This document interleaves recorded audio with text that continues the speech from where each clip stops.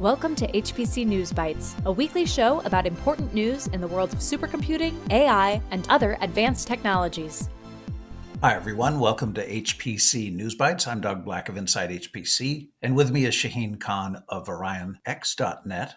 I was in San Francisco last week at an AMD event where CEO Lisa Su unveiled a series of new CPUs, GPUs, and a DPU. The highly anticipated CPU in the EPYC family, codenamed Turin, along with a new GPU in the Instinct family called the MI325X, and a data processing unit in the Pensando brand called Selena, and the AI Pro 300 series for high-end laptops. The AMD launch coming right after the Intel announcements is another sign that maybe competition is starting to show up for NVIDIA in deep learning. And there's a very large and very different market that's just forming for AI inference. AI is hungry for big, fast memory, and MI325X ups the ante with 256 gigabytes of high bandwidth memory. And that lets AMD claim better performance than NVIDIA's H200 chip by 20 to 40%. These chips get announced a few times these days, and this one was already announced at Computex in June. So it figures that AMD teed up the next one, the MI355X GPU, coming out next year and sporting even bigger memory at 288 gigabytes. We should remember that not all applications, even in HPC, can use GPUs, so the Turin CPU announcement will be important too. AMD also announced a NIC, a network interface card called Polara 400, which is a 400 gigabit Ethernet card, which AMD said is ready for the Ultra Ethernet Consortium specifications, UEC. But the UEC 1.0 specification is coming in early 2025. The card is highly programmable, so it can probably adapt as needed. Cloud providers use their own DPUs internally, but the general market for DPUs has been slow in forming. In separate news, Foxconn, the big Taiwanese manufacturer, is building a supercomputer in Taiwan at the Hunhai Kaohsiung Supercomputing Center.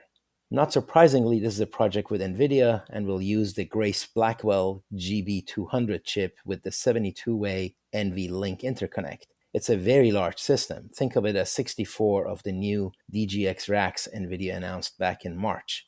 With AMD buying ZT Systems for cluster engineering talent, and now Foxconn building an exascale class system, not to mention NVIDIA, who started it by building full-on racks, we are seeing an important next-generation segment finally emerging. Rack scale engineering and manufacturing, and the whole data center as a system that we've talked about for 20 plus years.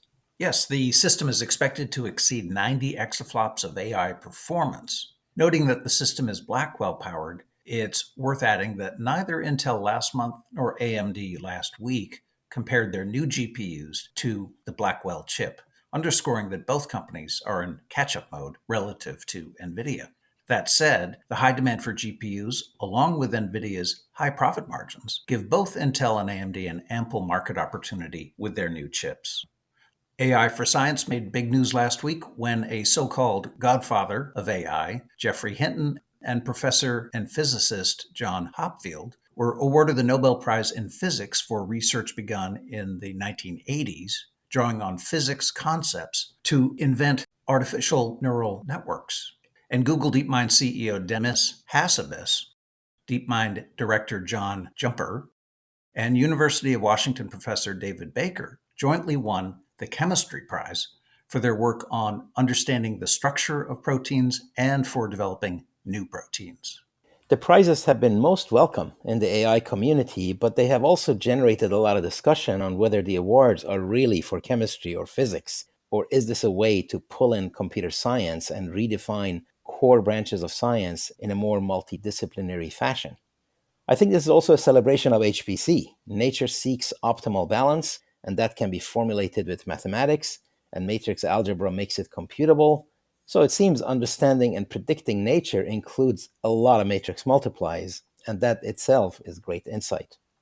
Doug, you found an interesting story in the Wall Street Journal regarding cautionary comments on AI by Yann LeCun, the French-American AI celebrity who works at Meta Facebook and is also a professor at NYU.